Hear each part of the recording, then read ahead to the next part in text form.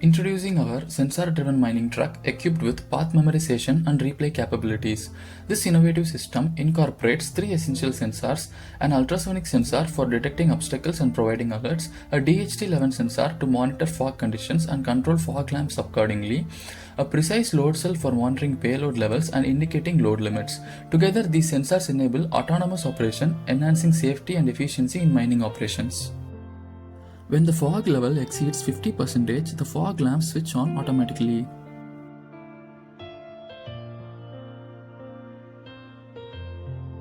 One kg, half kg,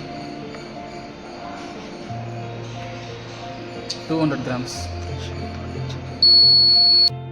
Indicating load limit with the help of buzzer and LED. Start recording. Initially, a defined path is navigated by the operator for the processor to record.